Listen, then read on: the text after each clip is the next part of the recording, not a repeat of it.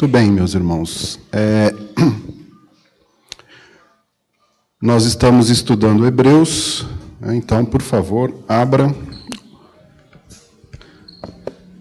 vossa Bíblia em Hebreus, capítulo 2.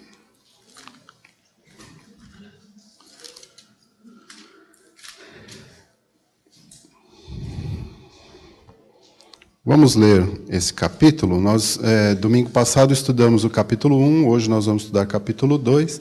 Nossa, como vocês estão longe, né? Ficou estranho aqui. Vamos lá.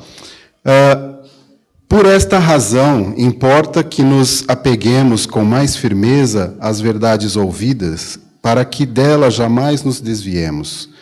Se, pois, se tornou firme a palavra falada por meio de anjos, e toda transgressão ou desobediência recebeu justo castigo, como escaparemos nós, se negligenciarmos tão grande salvação, a qual, tendo sido anunciada inicialmente pelo Senhor, foi-nos depois confirmada pelos que a ouviram, dando Deus testemunho juntamente com eles por sinais, prodígios e vários milagres e por distribuições do Espírito Santo segundo a sua vontade.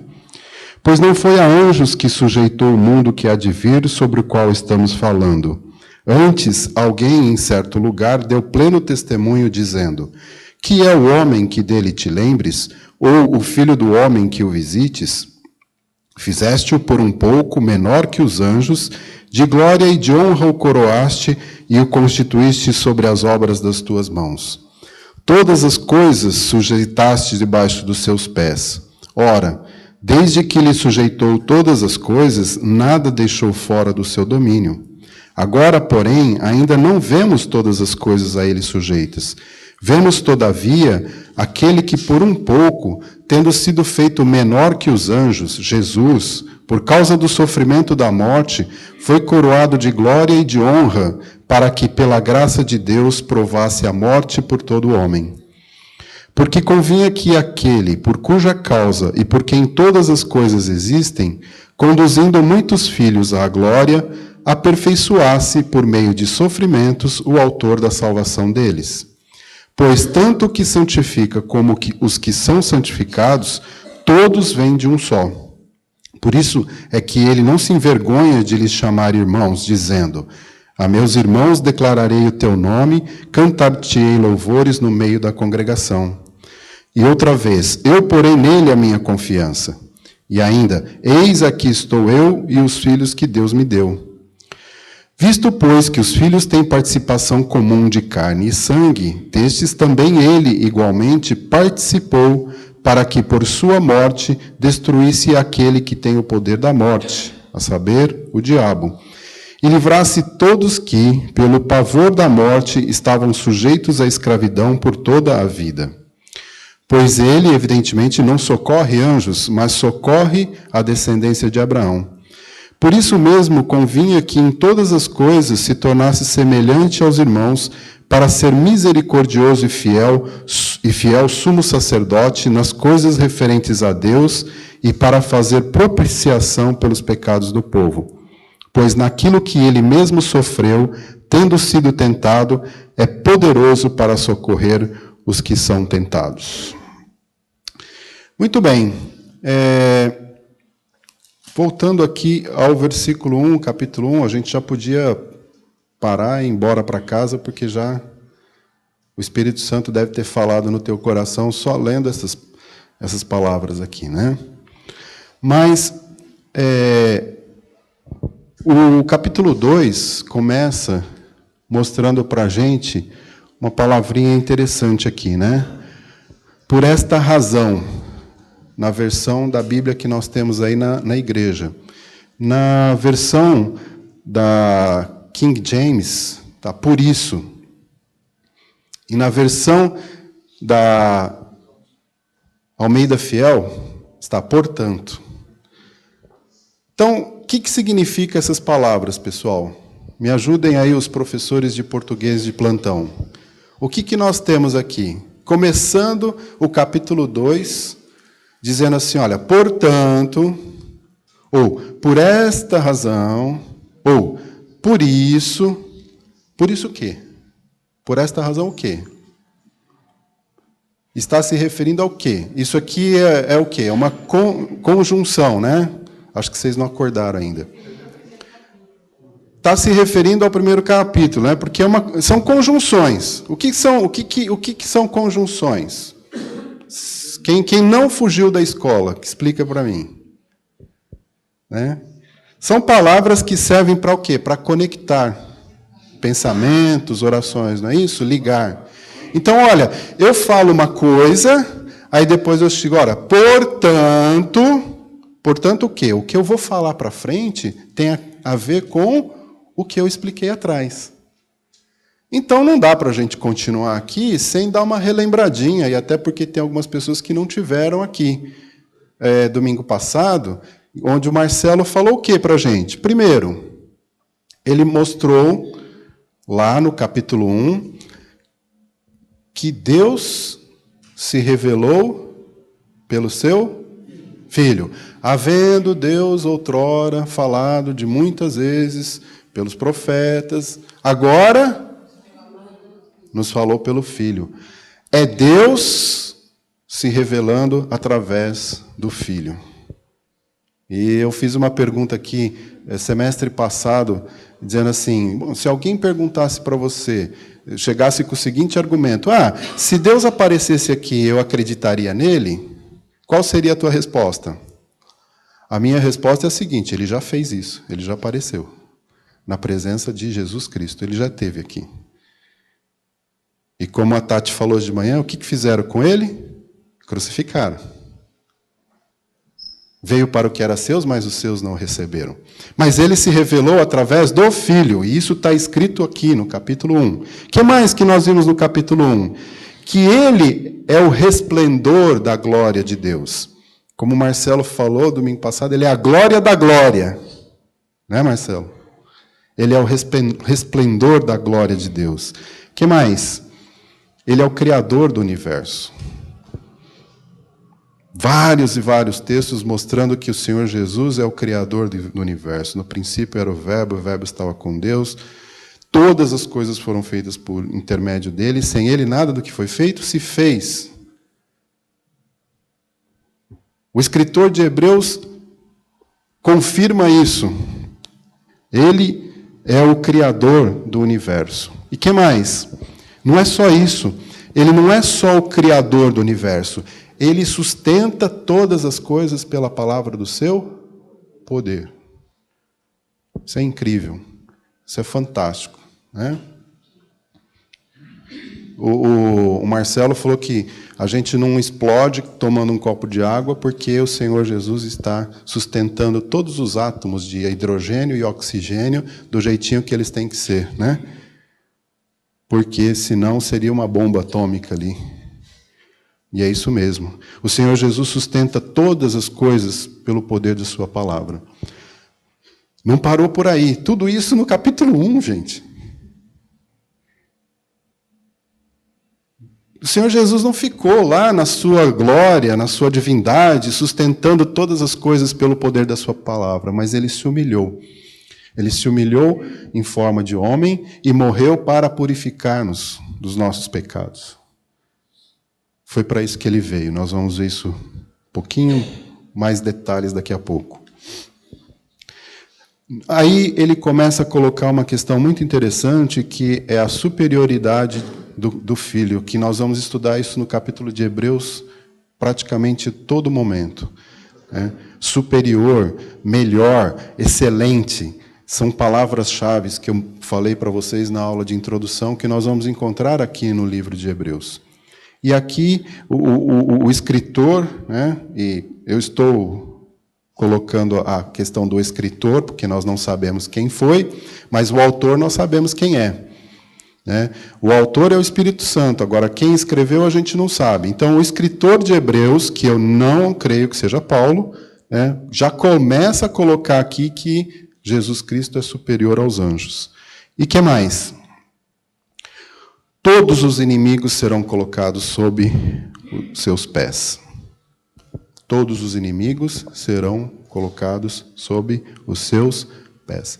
Então, dando uma olhadinha aqui, nesse resumo, rapidinho, o que nós vamos continuar estudando aqui. Então, veja lá, segundo Hebreus 2:1.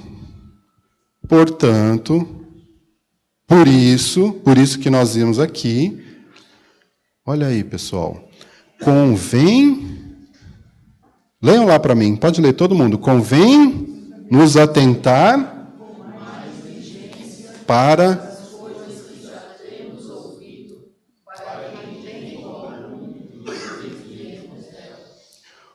a versão que você tem aí, que é a revista e atualizada da Igreja Presbiteriana do Ipiranga, diz para você nos apegar com mais firmeza às verdades ouvidas, para que delas jamais nos desviemos. E aqui, então, eu queria fazer um parênteses, porque é a primeira advertência para nós nessa manhã. Nós ouvimos hoje na devocional a respeito da graça de Deus. E, agora, para nós, hoje, esquecendo um pouquinho dos hebreus aqui, para quem foi escrito este livro, o quanto que nós temos nos dedicado, como crentes, filhos de Deus, às coisas dele. O Espírito Santo, que é o autor do livro de Hebreus, está dizendo assim, olha, vamos nos apegar com mais firmeza ou com mais diligência para as coisas que temos ouvido, para que nós não sejamos desviados. Interessante que a palavra desviar aqui no original grego, ela dá o sentido de ser levado por uma forte correnteza. É como se você estivesse num rio, com uma correnteza muito forte, dentro de um barco, ou talvez sem o barco mesmo, e sendo jogado para tudo quanto é lado. Esse é o sentido da palavra desviar aqui. E eu fico muito triste em algumas situações, porque eu acho que vejo muitos irmãos que não têm essa firmeza, não têm essa diligência em relação às coisas de Deus. Quando dá, eu faço. Hoje eu estou cansado, eu não vou na escola dominical.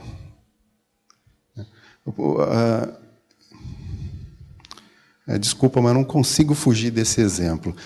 Vou ficar um pouquinho mais aqui no Facebook, a Bíblia deixa lá de lado um pouquinho. Depois eu leio. Desculpa, eu não sou contra ficar você estar lá no Facebook, eu sou contra você gastar um tempo a mais do que você precisa para isso.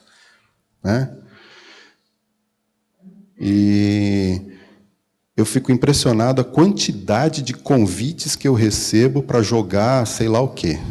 Então, significa que essa pessoa está jogando lá e ela, para isso, ela precisa ter... Foi o que me explicaram, não manjo nada disso. Para ela conseguir avançar, ela precisa ganhar mais pessoas para jogar aquilo. Então, é uma coisa que me deixa assim, meio perturbado em relação a isso.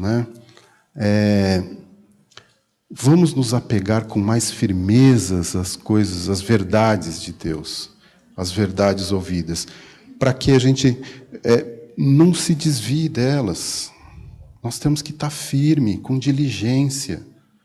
E isso não é uma demonstração, uma exortação só para os hebreus, leitores desta carta, mas para todos nós, para cada um de nós.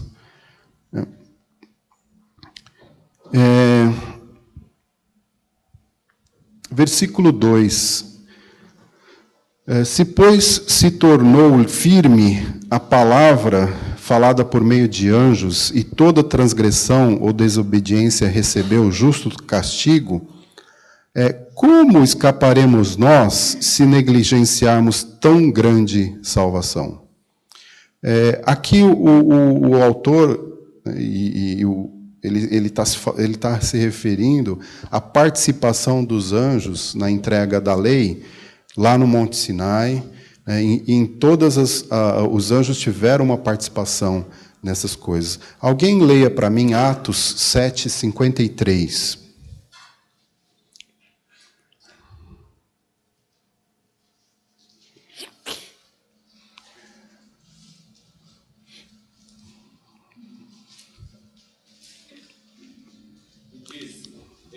vejo os céus abertos e o Filho do Homem em pé à destra de Deus. Atos 57, 7:53? Ah, não, eu li 56. 53. Vós que recebestes a lei por mim, aliás, por mistério de anjos, e não aguardastes. Ministério, não é? Ok, ministério de anjos. Vós que recebestes a lei por ministério de anjos e não aguardastes. E alguém pode ler para mim Gálatas 3:19?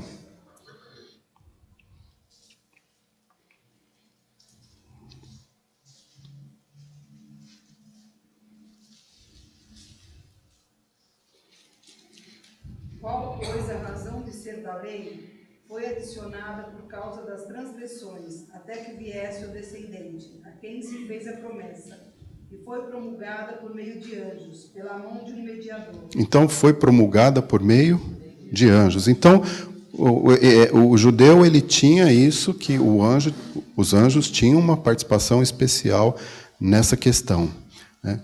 E aí, nós vimos assim, como escaparemos nós se negligenciarmos tão grande salvação, a qual, tendo sido anunciada inicialmente pelo Senhor, foi-nos depois confirmada pelos que a ouviram, dando Deus testemunho juntamente com eles por sinais, prodígios e vários milagres e por distribuições do Espírito Santo, segundo a sua vontade.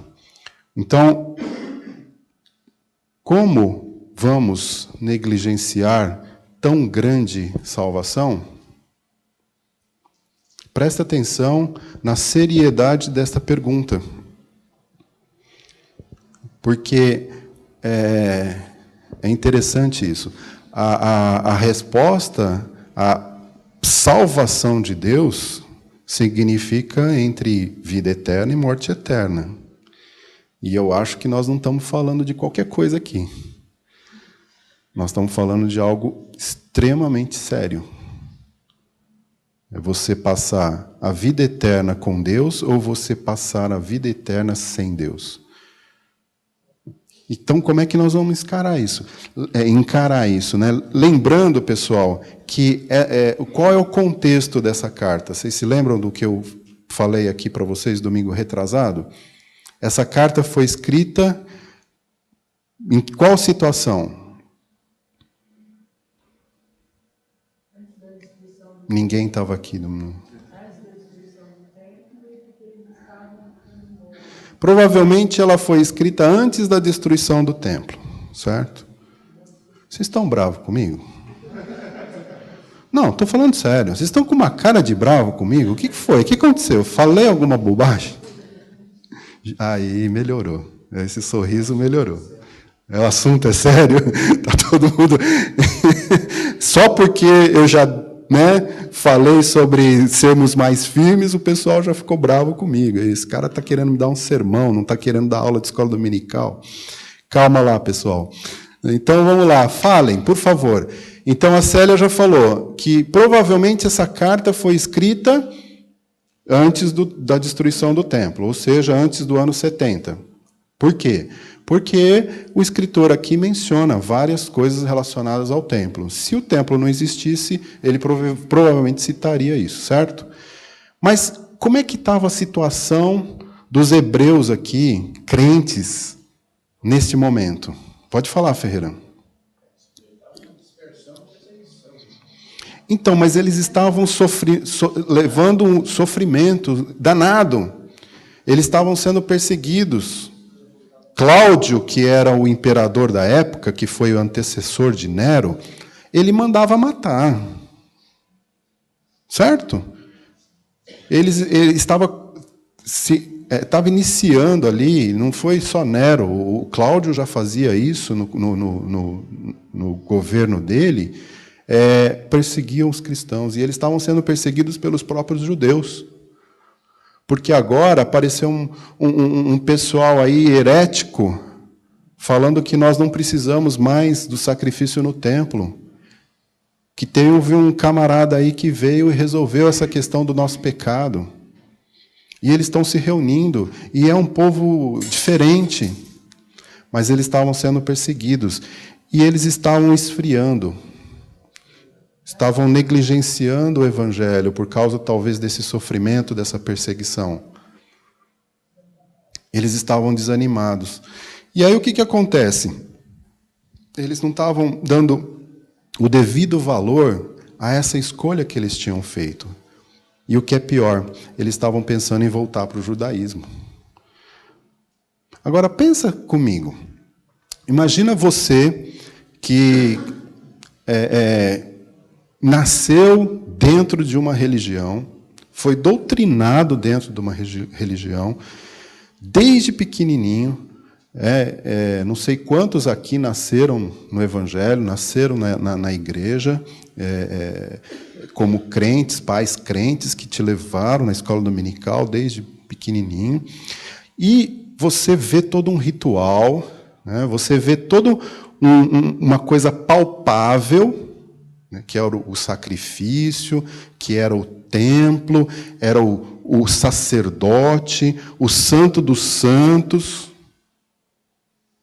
Isso fazia parte da religião deles. E, de repente, vem alguém e fala, não é mais assim. Muda tudo. Puxa, mas lá era tão gostoso. Eu ia lá no templo, né?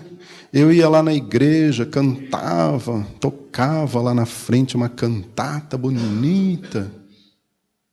Aí chorava, abraçava os irmãos, aquela coisa gostosa. Agora você vai falar que não é nada disso? Então eles começaram a ter dúvidas. É por isso que o Espírito Santo aqui, então, move o escritor para dizer assim, olha o que vocês estão perdendo se vocês fizerem essa escolha. Porque Jesus Cristo é superior a tudo. Ele é Deus. Meu irmão, minha irmã, se Deus chegasse aqui e te desse um presente, você não ia aceitar? Com certeza, com muita alegria e com muito gozo. E Ele fez isso, Ele deu a vida dEle. Que é mais do que isso? Não tem maior amor do que esse. Não tem presente maior do que esse. Ele deu a vida. Agora, as pessoas falam, não quero.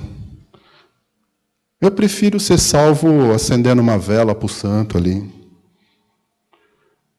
Eu prefiro chegar aos céus morrendo e voltando, morrendo e voltando, morrendo e voltando. É mais legal. Que ofensa para Deus. Como Deus deve se sentir ofendido com isso? Porque Ele deu a vida dEle. O preço foi o sangue de Jesus. Então, como escaparemos nós se negligenciarmos tão grande salvação, que primeiramente, como nós lemos aqui, foi anunciada pelo próprio Deus? Olha o versículo 3. Foi o próprio Deus, em pessoa, que veio aqui e anunciou essa salvação. Não é isso que nós lemos aí? Fala, Jonathan. Marcos, é importante, só voltando para o versículo 2. onde que diz que toda transgressão ou desobediência recebeu justo castigo. Isso está fazendo uma referência lá de Números, capítulo 15. Sim. Versículos 30 e 31, onde diz que quem desobedecer os princípios de Deus será eliminado. Por isso ele está colocando isso aqui, está lembrando os judeus que, olha, se você quer voltar para lá, olha o que fala a lei. Exatamente. É isso mesmo, muito bem lembrado, Jonathan, né? A lei, ela não salva ninguém, né? Ela só condena, ela só mostra o pecado do homem. E é para isso que você quer voltar? Você quer voltar para a lei? Você está fazendo uma troca aqui ilógica, irracional. Não é verdade?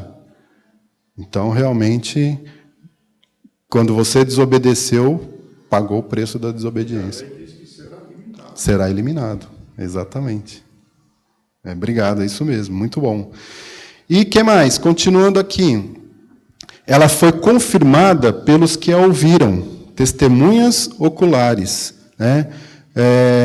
Lá em 2 Pedro 1,16, ele fala, nós não estamos falando segundo fábulas engenhosamente inventadas, mas nós fomos testemunhas oculares da majestade de Cristo. Então, quando nós vemos aí a questão, cadê os advogados aqui, de um tribunal, o valor que tem uma testemunha diante de um julgamento é enorme, é considerável. Quando você tem mais de uma testemunha, então, 2 ou 3 testemunhas, a palavra de Deus diz que confirma, não é? E nós temos N testemunhas aqui de pessoas que viram e que passaram esse ensinamento para nós. E esse talvez seja um dos versículos mais importantes para a minha decisão de que não foi Paulo que escreveu esse livro, porque o apóstolo Paulo diz que recebeu o ensino direto do Senhor, né? E aqui dá a entender que é uma segunda geração de crentes que está participando aqui. Testemunho de Deus através de sinais, prodígios e vários milagres. Está escrito aqui no versículo 4. Eu queria falar uma coisinha assim, talvez meio complicada aqui.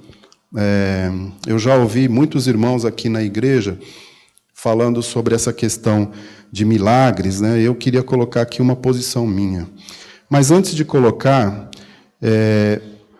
lá em João 3:2, eu vou ler porque o nosso tempo está voando, né? O relógio ali faz assim quando a gente está aqui. Impressionante. João 3:2, aquele evento em que o Nicodemos vai falar com Jesus, e então diz assim, de noite foi ter com Jesus e lhe disse, Rabi, sabemos que é mestre vindo da parte de Deus, porque ninguém pode fazer estes sinais que tu fazes se Deus não estiver com ele. João 20, 30, 31 foi o texto que nós terminamos na aula anterior, né? Na minha aula anterior. Na verdade, fez Jesus diante dos discípulos muitos outros sinais que não estão escritos neste livro. Estes, porém, estes o quê? Estes sinais foram registrados para que creiais que Jesus é o Cristo, o Filho de Deus, e para que, crendo, tenhais vida em seu nome. Agora, por favor, abra Atos 5:12. Só para não ficar só eu lendo aqui. Atos 5:12. Alguém lê para mim. Muitos sinais e prodígios eram feitos entre o povo pelas mãos dos apóstolos. E costumavam todos reunir-se, de comum acordo, no pórtico de Salomão. Ok, muito bem. E agora alguém leia para mim 1 Coríntios 1:22.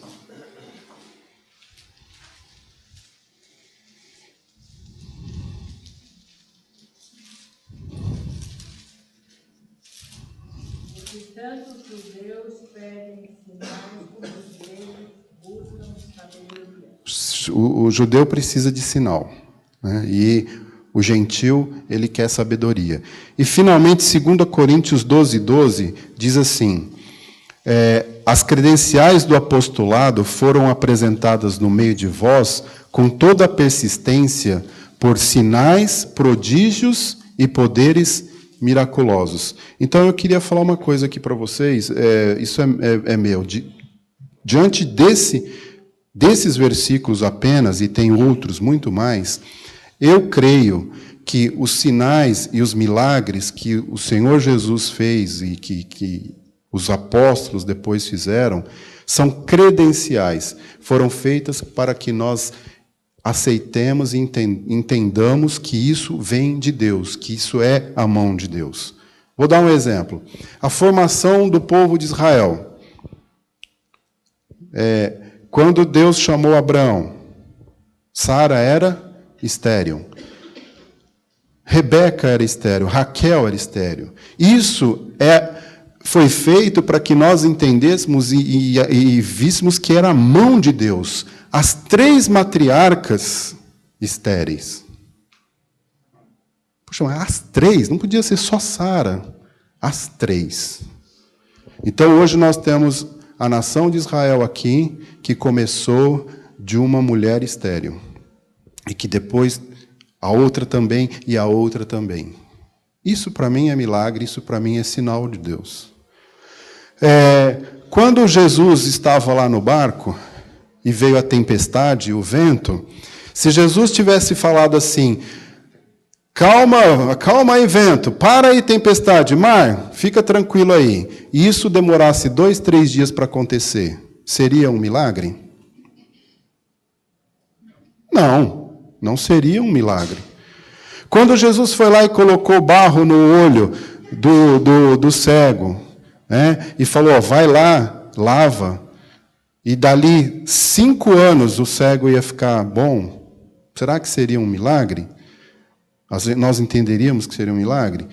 Então, vejam bem, Marcos Dumbra entende que milagre são sinais, foram feitos para sinais, para que as pessoas pudessem colocar que isso é testemunho de Deus, para que as pessoas pudessem atentar para isso.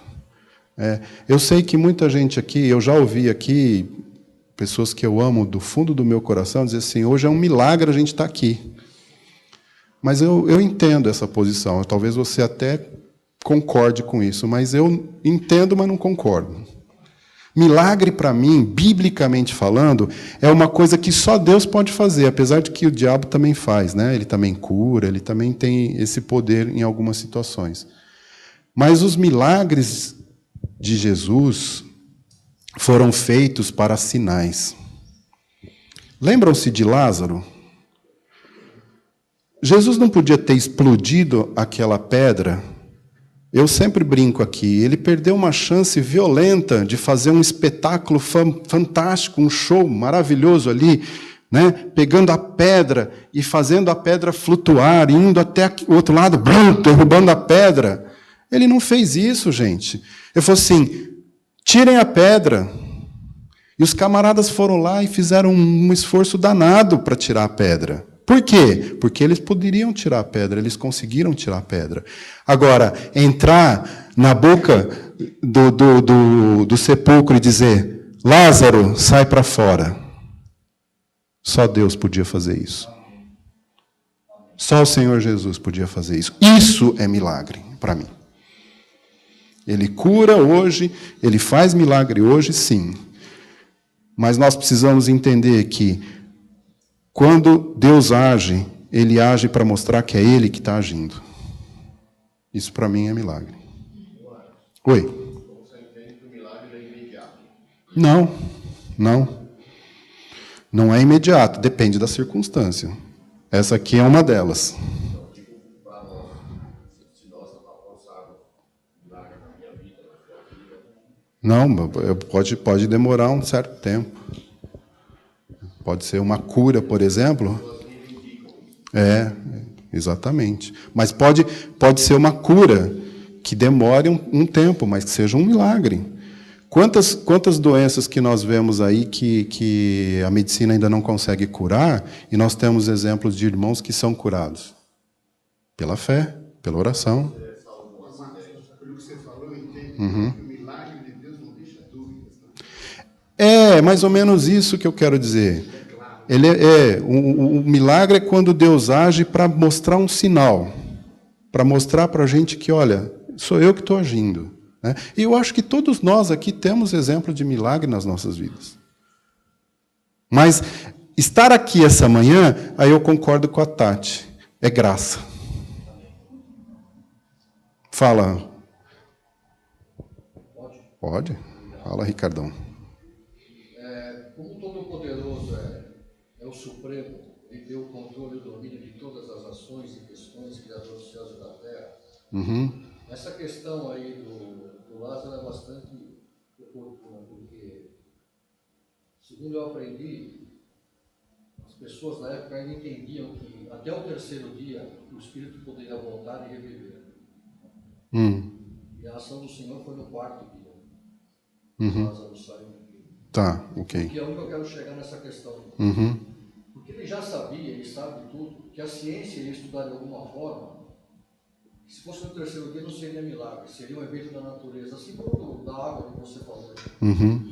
Se não fosse imediato, algum estudioso, como eu já passei por essa escola, infelizmente, que o mar não abriu, foi uma questão da natureza, que as águas se separaram, porque era a lua cheia, a lua minguante. Ah, sim, eles vão tentar explicar os milagres de Deus, né? É isso mesmo. O senhor explica por que as pragas do Egito atingiam os egípcios e não atingiam o povo de Deus. Vocês não explicam. Eles explicam as pragas, né? Mas é isso mesmo. É mais ou menos isso. Tá.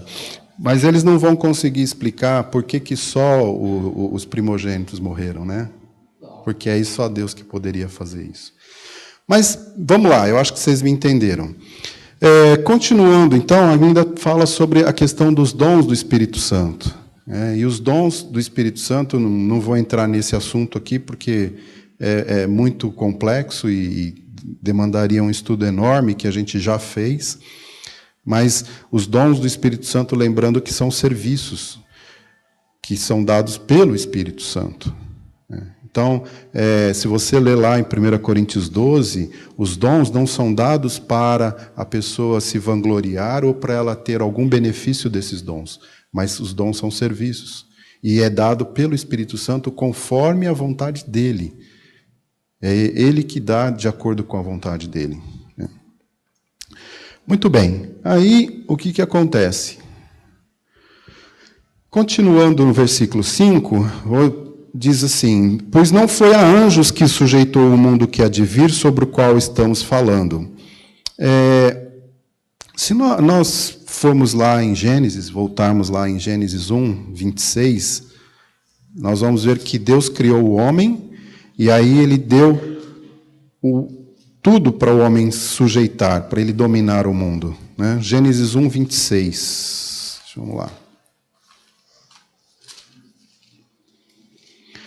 Também disse Deus: façamos o homem à nossa imagem, conforme a nossa semelhança.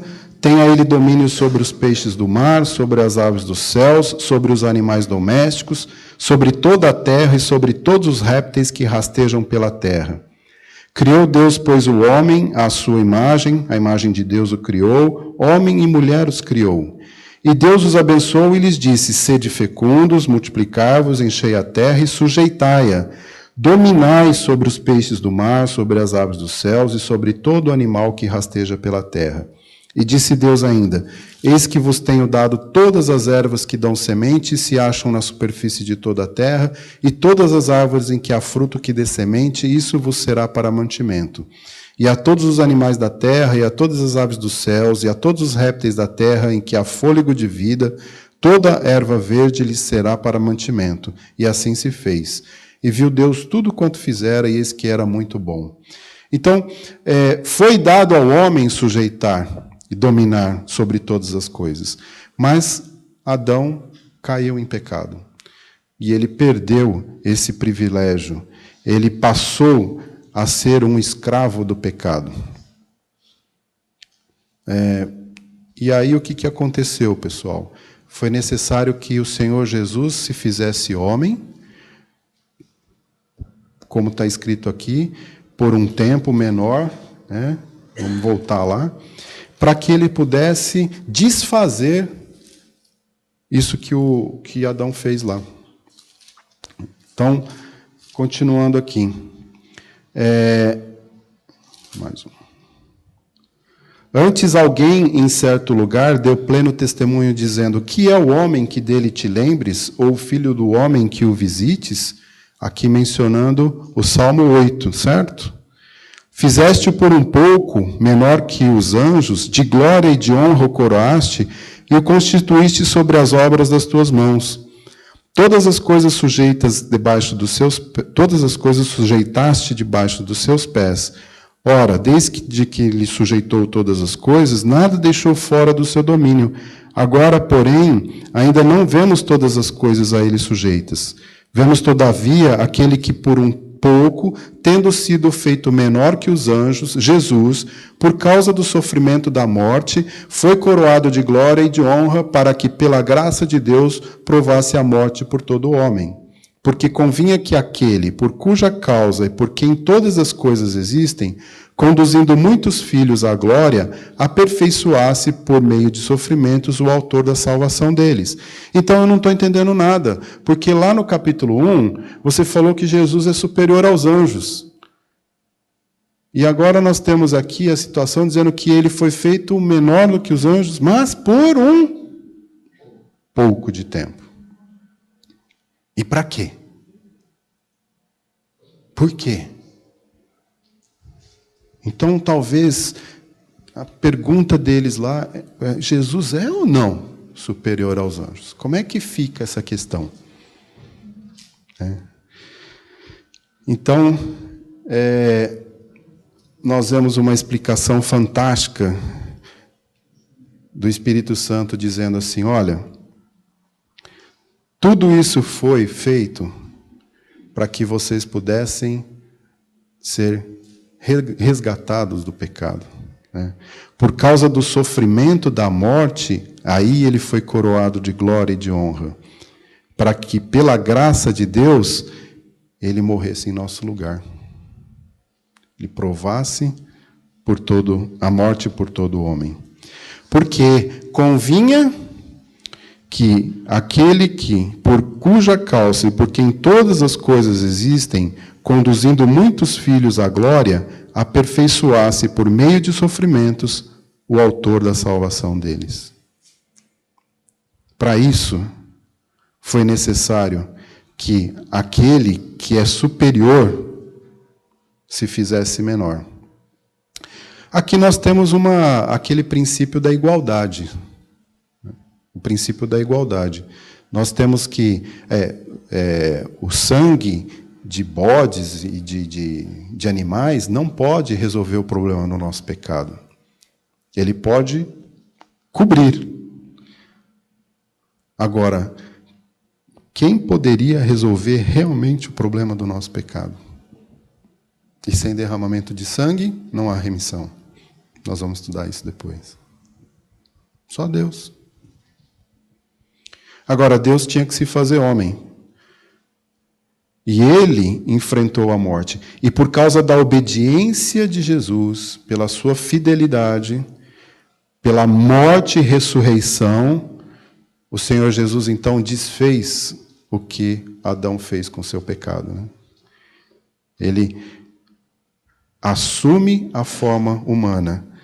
E porque ele tinha que morrer como homem, sem pecado, para que pudesse pagar o preço do nosso pecado.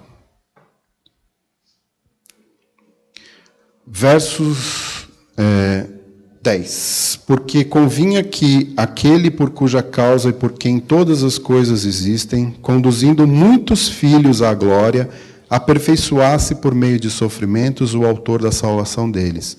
Pois tanto o que santifica como os que são santificados, todos vêm de um só. Por isso é que ele não se envergonha de lhes chamar irmãos, dizendo: a meus irmãos declararei o teu nome, cantar-te-ei louvores no meio da congregação. E outra vez disse: eu porei nele a minha confiança. E ainda: eis aqui estou eu e os filhos que Deus me deu. Visto, pois, que os filhos têm participação comum de carne e sangue, destes também ele igualmente participou, para que por sua morte destruísse aquele que tem o poder da morte, a saber, o diabo, e livrasse todos que pelo pavor da morte estavam sujeitos à escravidão por toda a vida. Olha que coisa impressionante aqui, né? Numa citação de 3 profecias do Antigo Testamento, Jesus revelando Deus, Jesus confiando no Pai e Jesus falando do nosso relacionamento com o Pai. As referências dos textos são esses: Salmo 22, 22, Isaías 8, 17, Isaías 8, 18, que é o que está escrito aí. Nós entendemos que agora tem uma nova família no mundo.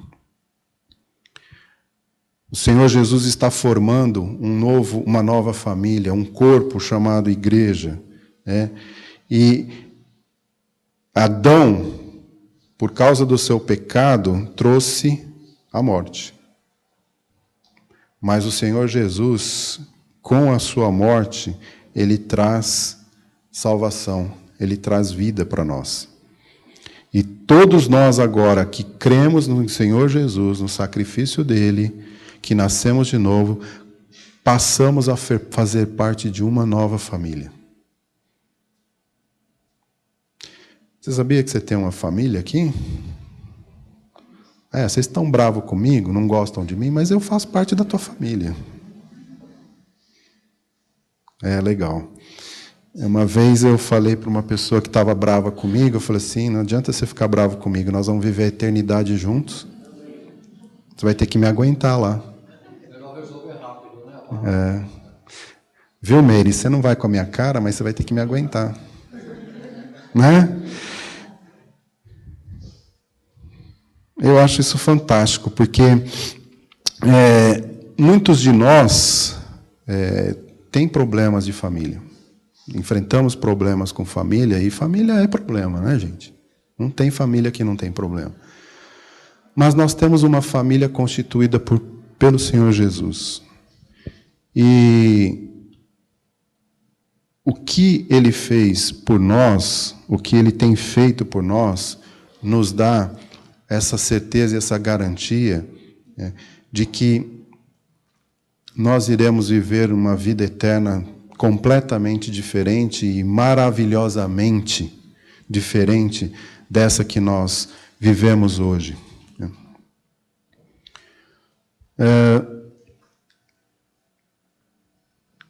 E a partir daqui, então, eu posso deduzir por que o Senhor Jesus, já falei algumas coisas, por que ele teve que vir, por que foi necessário que Jesus viesse como homem. E o escritor aqui começa, e o Espírito Santo, ele explica para a gente que no versículo 14... Você quer falar antes?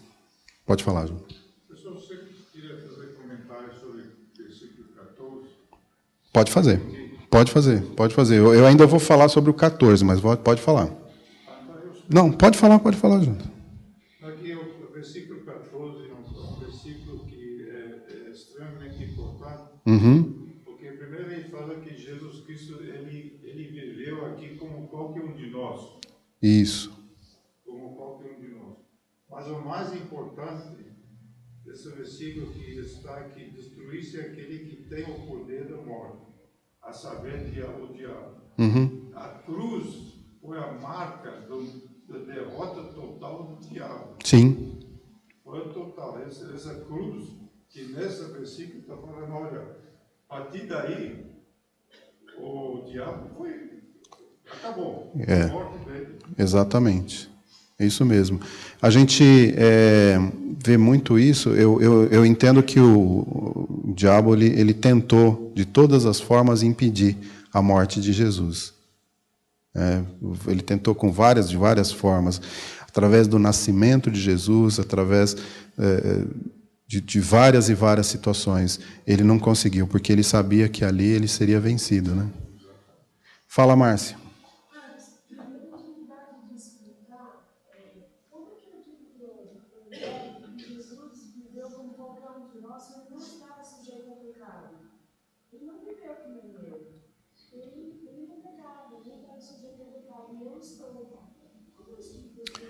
Não, mas o que você quer dizer como não está sujeito ao pecado? Eu não tenho como não pecar, eu sou pecadora por natureza. Isso. Então, mas ele não poderia ter pecado? Não, ele não é pecador por natureza. Ele poderia. Ele orou para o Senhor falando assim, Senhor, se for possível, passa de mim esse cálice. Quando ele foi tentado, e isso que eu acho que é interessante, é o evento da tentação, ele poderia... O diabo ofereceu o mundo para ele. Por que o diabo ofereceu para ele? Porque ele tinha o poder que foi passado por Adão para ele. O diabo nada mais fez ali do que oferecer um atalho para Jesus. E um atalho que o livraria do sofrimento da morte. Mas Jesus não aceitou. Então, assim, eu entendo, Márcia, que Jesus ele deve ter passado por maus bocados em termos de tentativa, e ele foi provado A todo instante ele foi provado. O pessoal vinha e falava, vamos pegar esse cara?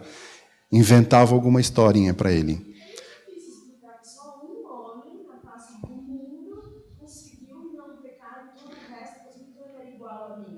Por isso que ele é quem ele é. Por isso que ele pode me socorrer. Nós vamos ler o versículo 18, que vai falar isso. A palavra de Deus É. foi tentado em todas as coisas. Ele foi. Eu creio nisso que eu sou crente. Agora o incrédulo olha para mim e fala, gente, tá bom, só um homem que pecou, todo o resto não miséria. Então, É igual a você. Ele era Deus, ele não é. não, eu concordo que não é muito difícil você fazer isso, mas fala, Ferreira, pode falar. Ele viveu, ele teve fome, ele teve sede, Sim. ele foi no banheiro.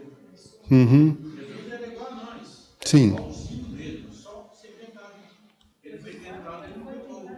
Por isso que Ele era igual a nós, sujeito a Jesus. Por isso que eu não concordo com a sua afirmação de que ele não era sujeito ao pecado.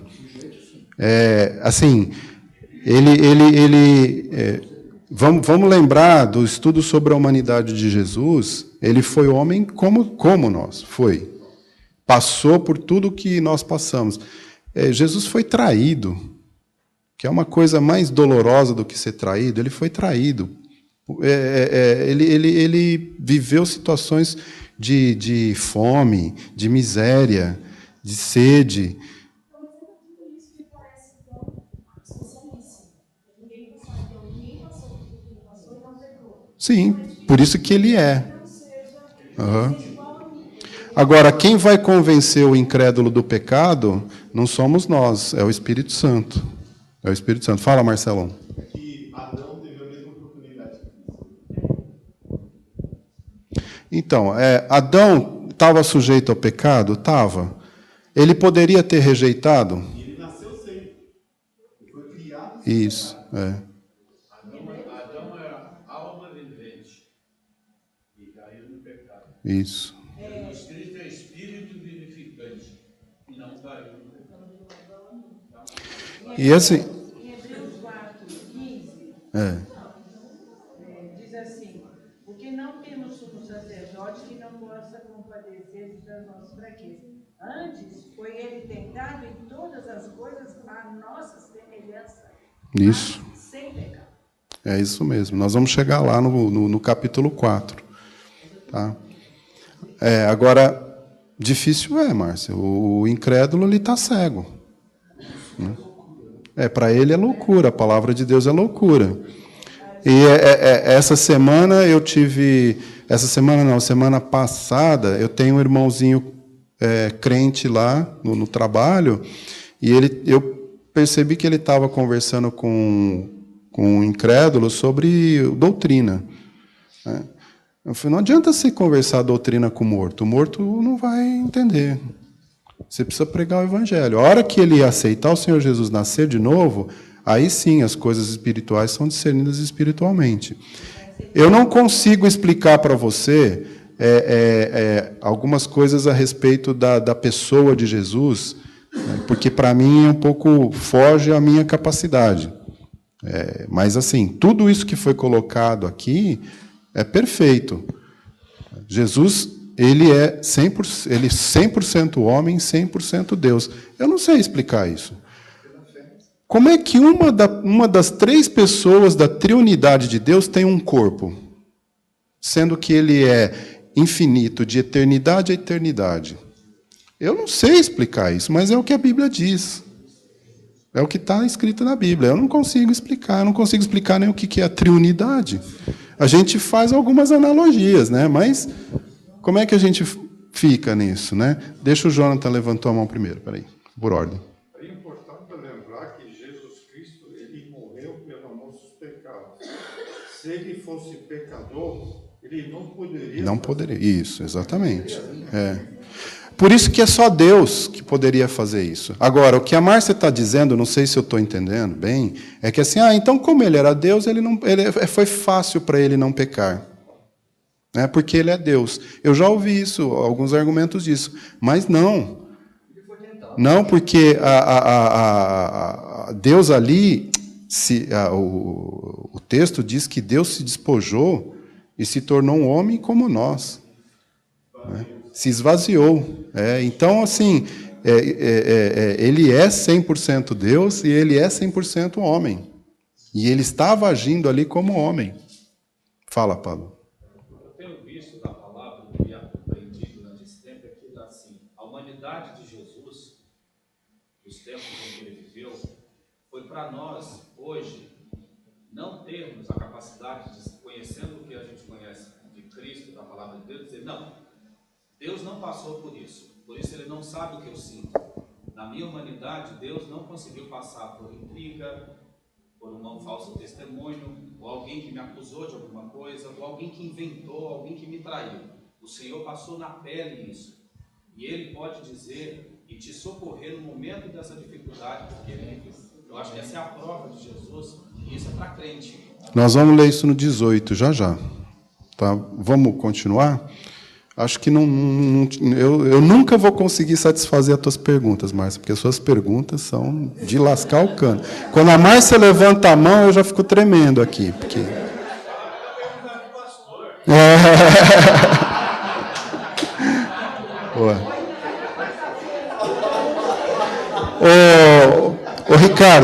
Ô, Ricardo, nós temos um evento aqui na IPBI que chama, de quarta-feira, chama Pergunte para a Bíblia. Então, assim, quarta-feira eu vou tentar ir lá e vou fazer essa pergunta para o pastor, tá bom? Aí sobrou 5 minutos só para eu terminar. Você queria falar? Célia.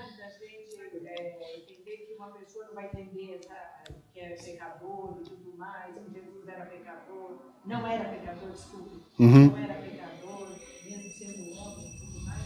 Mas quem vai convencer é o Espírito Santo de Deus de tudo isso. Uhum. Nós não temos essa...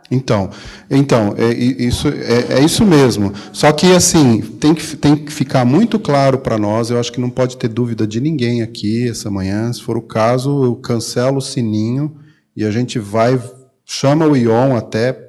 para tirarmos a questão da humanidade de Jesus. Eu acho que isso não pode ter nenhum... Quando Jesus apanhou ali, gente, ele sofreu dor, não é porque ele é Deus que ele não sofreu dor ali, não. Quando ele sangrou, ele chorou. Então, assim, ele era um homem como eu ali, como nós, entendeu? Tudo que o Senhor Jesus passou como homem é como nós. Ele poderia, o Salmo diz assim que, se ele quisesse, ele poderia orar e via miríades de anjos para resolver o problema dele. Poderia fazer isso, mas ele não fez. Isso que é importante, que é o que o Jonathan falou. Ele fez isso porque ele era a única pessoa sem pecado que poderia pagar o preço por nós. Fala, Lívia.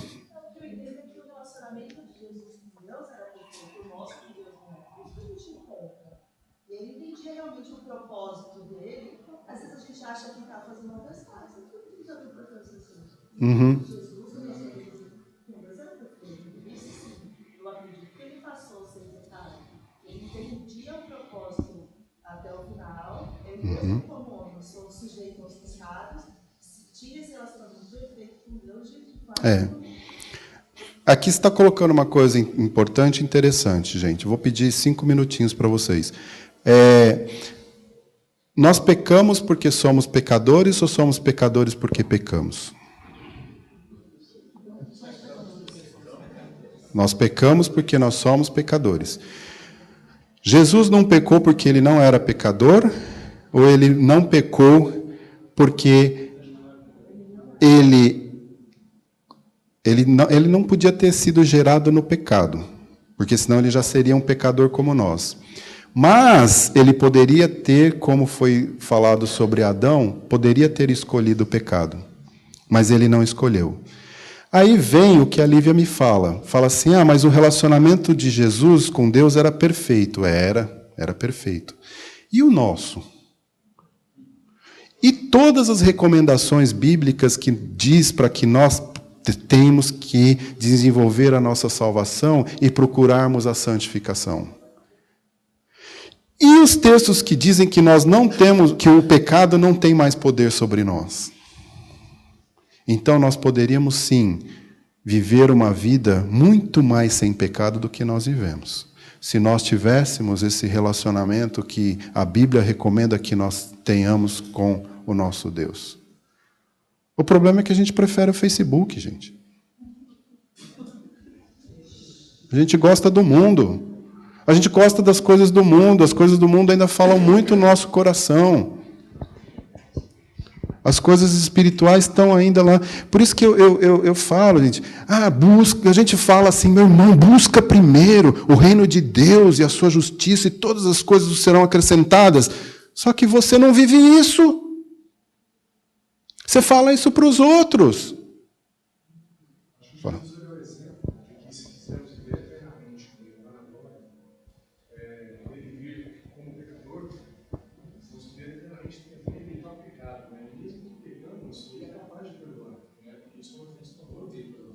Uhum. É difícil você entender que, mas não vamos explicar para uma pessoa que Jesus não pecou. Eu também acredito nessa mesma questão mais que colocou, porque é muito complexo. Agora, o que nós temos que fazer? Evitar o pecado, né? Sim. Só que o que nós vamos evitar o pecado, sempre fazemos que o nosso refúgio, a nossa verdadeira intenção de vivermos eternamente com o Senhor é tentar fugir disso. Uhum. E as pessoas que não entendem isso, têm que vivenciar isso. Essa é a dimensão que você não sente, não acredita. Então, acho que a única maneira de realmente mostrar para aqueles que realmente não creem, tem um argumento para isso, é realmente o Espírito de Deus que ele vai conhecer. É muito complicado de querer mostrar que não, Jesus não pecou, não foi perfeito. E como que as pessoas vão vivenciar isso, viver isso, para que realmente possam eternamente estar ao lado do Pai? Até para nós, que realmente cremos, isso é difícil. Uhum.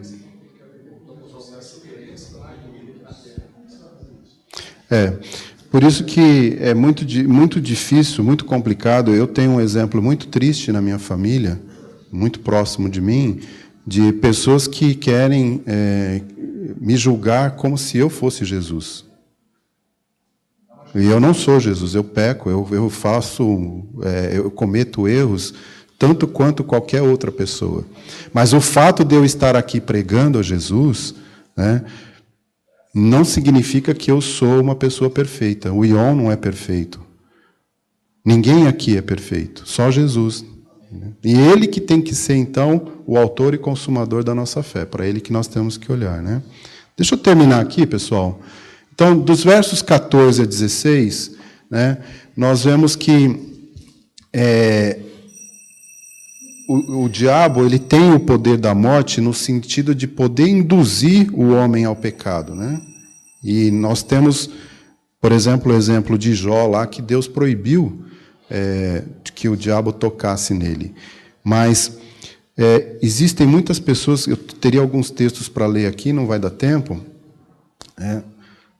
Quando Jesus morreu e ressuscitou, ele destruiu o poder, esse poder do diabo sobre a morte. Então, agora, nós não precisamos mais ter medo dessa morte, porque a morte para nós agora é simplesmente uma forma em que nós vamos passar, né, de um lado para outro. Ou explica que Então, deixa eu dar uma voltada aqui. É interessante no versículo 16, pois ele evidentemente não socorre anjos, mas socorre a descendência de Abraão. Eu não sei, Márcia, por que Deus não deu uma segunda chance para os anjos? Não sei. Talvez por eles serem seres espirituais e estarem muito próximos. Mas ele deu uma chance para nós, homens pecadores. E ele providenciou uma salvação para nós. Mas o homem também foi feito alma vivente. Só que o homem escolheu o pecado e Deus falou assim, eu vou lá e vou resolver o problema do pecado do homem. E ele não socorre anjos, mas socorre a descendência de Abraão. Lembrando que a descendência de Abraão, segundo Gálatas 3, são aqueles que creem, né? São aqueles que creem no Senhor Jesus. Ele não olha para a nossa morte. Você acha que as pessoas me falam para a gente estar eternamente com o Senhor. Você acha que no momento da sua morte vai acontecer disso? Se não morre em pecado, não morre em pecado? Não morre em pecado?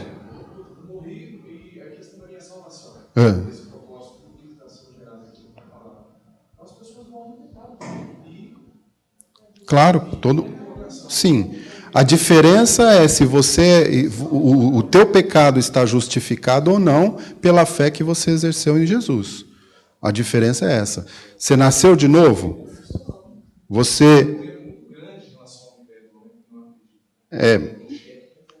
Exatamente. Mas esse é o Evangelho. Né? Esse Evangelho. Mas a todos quantos o receberam, deu-lhes o poder de serem feitos filhos de Deus, a saber, aos que creem no seu nome. Porque Deus amou o mundo de tal maneira que deu seu Filho unigênito para que todo aquele que nele crê não pereça, mas tenha a vida eterna. A vida eterna é uma promessa de Deus para todo aquele que nele crê. Então, mesmo sendo pecador. Mesmo sendo pecador. Porque o seu pecado foi resolvido lá na cruz. Agora, a diferença é como que você encara isso.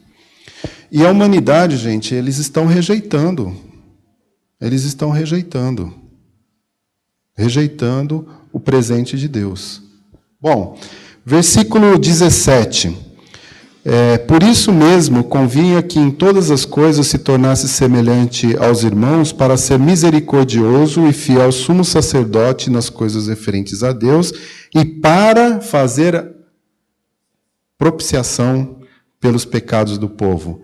Então, o Senhor Jesus veio nos livrar da sentença da morte e para nos libertar da culpa do pecado. É isso que significa a propiciação aqui. Ele morreu pelos nossos pecados, no nosso lugar. O nosso destino era a morte, morte eterna. Mas ele fez propiciação pelos nossos pecados, e no verso 18, naquilo que ele mesmo sofreu, viu, Márcia? Tendo sido tentado, é poderoso para socorrer os que são tentados. Então, essa promessa que nós temos, que podemos confiar, é que o Senhor Jesus, além de tudo isso, ele nos ajuda nas nossas tentações. E é aquilo que eu falei, porque o pecado não tem mais poder sobre nós. E o Senhor Jesus, você corre para Jesus quando você tiver que pecar. Quando você for tentado para pecar. Corre para o Senhor Jesus, porque Ele pode te socorrer. E a palavra socorrer aqui é a mesma palavra usada para o médico que cura. Esse é interessante. O Senhor Jesus pode curar qualquer problema da tua vida, meu irmão. Eu creio nisso. E você precisa de socorro? Você precisa de cura? Então, é isso que eu queria trazer para vocês hoje de manhã. Seu Antônio, você ia falar? Isso que você estava falando sobre ele nos socorre, eu só queria acrescentar. Ele nos conhece. E ele nos conhece. Exatamente. Sabe o que nós precisamos, né? E ainda bem que ele não responde todas as nossas orações como nós gostaríamos, né? Graças a Deus ele nos dá aquilo que é o melhor para nós, né? Porque ele enxerga lá na frente. Amém, meu irmão? Então é isso. Domingo que vem a gente continua, e aí continua o meu desafio para vocês. Né?